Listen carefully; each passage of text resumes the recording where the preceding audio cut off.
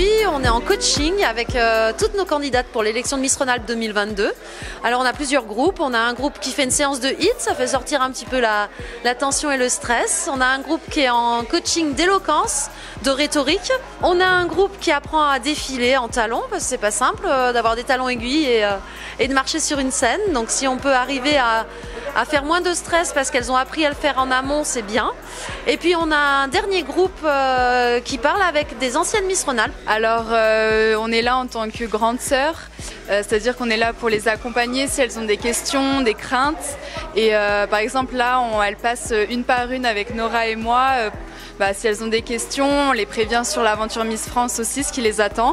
Et voilà, on est vraiment là pour les aider. Pour des jeunes filles qui viennent juste de rentrer dans ce milieu-là, c'est assez difficile d'être au milieu de 18 jeunes femmes. Donc c'est vrai qu'il y en a beaucoup qui nous posent pas mal de questions sur comment on a fait pour gagner ou comment avoir bien confiance en soi. Et nous justement, on est là pour les rassurer, leur dire que de toute façon, on est toutes passées par là et que...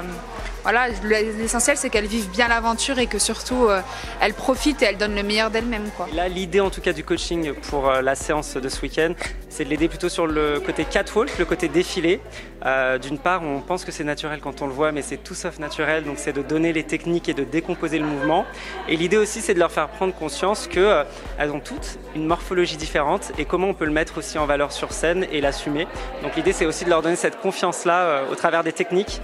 Et puis après, il va y avoir le vrai travail demain où là, on va faire la chorégraphie et on va vraiment étudier, décomposer le show qu'on va offrir au public le 18 septembre. Donc ce qu'on sait officiellement, c'est que le thème c'est la glace, pour faire aussi honneur au département qui nous accueille. Mais l'idée c'est aussi un peu, peut-être que les gens ont déjà un imaginaire, mais on va essayer aussi d'aller un peu ailleurs pour les faire évader. Et donc oui, on a 4 passages qui vont être faits. Un premier passage qui est donc un passage à thème, un deuxième passage qui est un passage en maillot de bain, en robe de soirée. Et puis il y aura le retour des candidates où là on va essayer de faire une petite surprise à la fin. Je suis agréablement surprise. Après, toutes les années sont différentes évidemment, mais les jeunes filles s'entendent très très bien. On a l'impression qu'elles se connaissent depuis toujours. Il y a une très très bonne ambiance et elles sont vraiment réceptives et impliquées.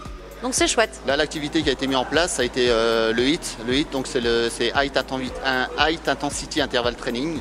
C'est une activité où on travaille au poids du corps sur des temps très courts avec une intensité assez importante. Là on va commencer, on va voir, elles sont un petit peu stressées parce qu'elles se demandent à quoi elles s'attendent. Certaines ne connaissent pas du tout le HIIT, d'autres ont déjà un petit peu pratiqué. Après moi j'ai une méthode de HIIT qui est quand même certifiée, donc c'est quelque chose d'assez intensif. Mon rôle sur cette journée, c'est d'accompagner les jeunes filles qui se découvrent, qui ont entre 18 et 24 ans, sur un parcours de connaissance de soi et de leur donner les clés de la communication.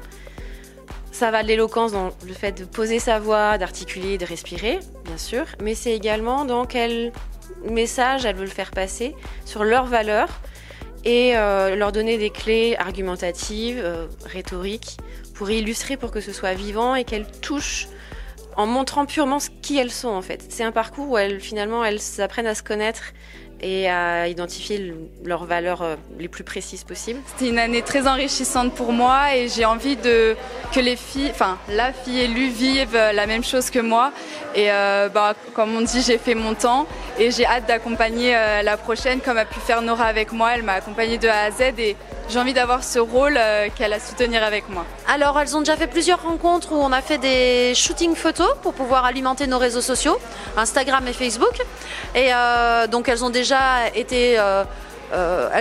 sont déjà restées ensemble et elles ont déjà été confrontées aux personnes du comité, donc elles ont déjà commencé des petits coachings où on leur a donné des conseils sur l'image, des choses comme ça. Ce week-end, on a un week-end complet en répétition en coaching, le week-end prochain encore. Et on les retrouve le 16 septembre pour continuer et finaliser tout cet apprentissage pour qu'elles soient prêtes le 18 septembre pour l'élection de Miss Rhône-Alpes qui aura lieu à Aix-les-Bains au centre des congrès.